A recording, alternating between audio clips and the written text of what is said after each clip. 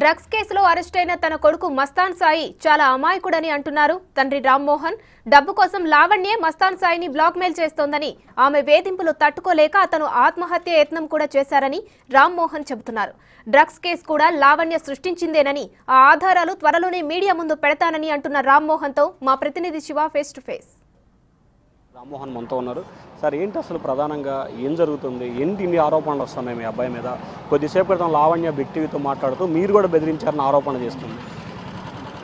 ఇది 1 సంవత్సరం నుండి అక్టోబర్ 22 నుండి జరుగుతుందండి ఈ ఇష్యూని మా వాడిని బ్లాక్మెయిల్ చేస్తున్నారు. ఇప్పుడు A1కి A5కి ఇప్పుడు A5గా ఈరోజు చేర్చడం ఏంటండి, A1 ఆల్రెడీ దీనిలో డ్రగ్స్ కేసులో ఉన్నారని చెప్పి ఈరోజు తీసుకొచ్చారు. ఈరోజు ఉదయం ఇంట్లో ఉన్న దర్గా దగ్గర ఉన్న వాళ్ళని తీసుకొచ్చారు.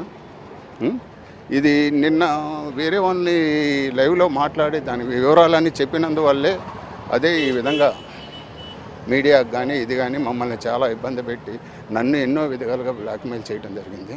అవన్నీ కూడా ఎవిడెన్స్ ఉన్నాయి. ఇవన్నీ కూడా నేను ఒక చోట తీసుకొచ్చి మొత్తం ఇస్తాను. అంటే ఎవరు మిమ్మల్ని బ్లాక్మెయిల్ చేస్తున్నారు? లావణ్య ఈ సంబంధించి కూడా మీ అబ్బాయి పాత్ర చాలా కీలకంగా ఉంది. కొన్ని వీడియోలు కూడా ఉన్నాయి, చాలామంది అమ్మాయిల్ని బెదిరింపులకు పాల్పడ్డారని చెప్తున్నారు.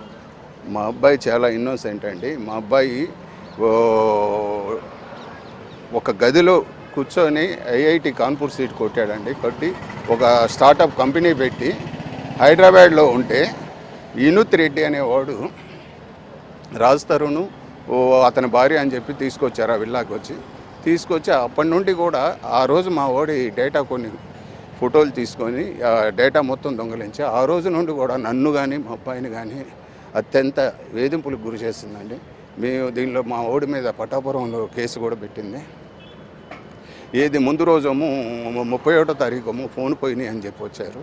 ఫోన్లు మా అబ్బాయి కొట్టి తీసుకున్నాడని చెప్పి, తర్వాత అదే రోజు రేపు చేశారని చెప్పి మళ్ళీ రెండో జరిగింది.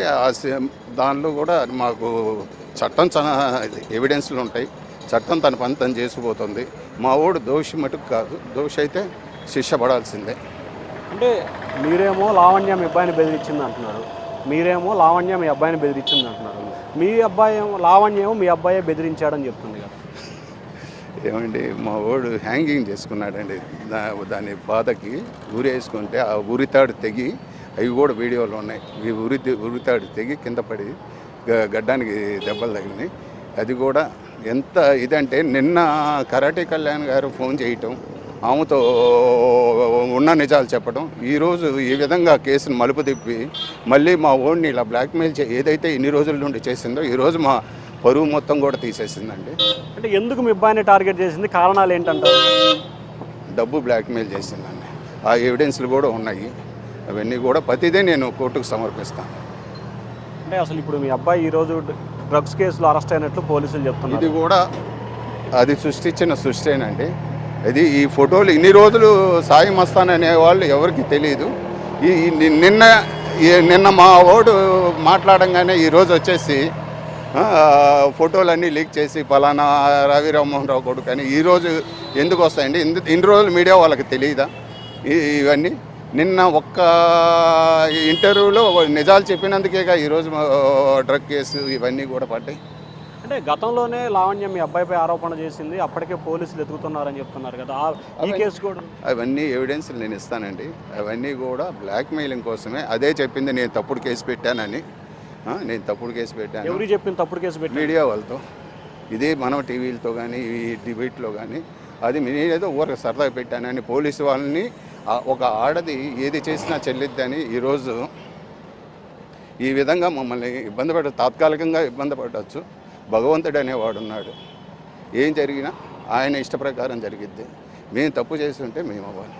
ఎందుకంటే పోలీసు వాళ్ళు కూడా వాళ్ళు ఏం చేయలేరండి. ఇప్పుడు ఒక ఆడది వెళ్ళి అది ఎలాంటిదైనా వెళ్ళి కేసు పెట్టి, ఇప్పుడు సిఐ ఊరక పెట్టాడని చెప్పి అదే మీడియాకి చెప్పింది. అదే సిఐ అంతకుముందు రోజే వీళ్ళ బైండ్ ఓవర్ కేసు ఒకటి పెట్టుకున్నారు. ఇవన్నీ ఇప్పుడు చెప్పడం అనవసరం అండి. ఇవన్నీ కూడా వెయిట్ చేసి చూద్దాం. సో ఇది మొత్తం మీద గతంలో మా అబ్బాయిని డబ్బుల కోసం బెదిరింపులకు పాల్పడ్డారు, బెదిరించారు. తమ వద్ద అన్ని సాక్ష్యాధారాలు ఉన్నాయి.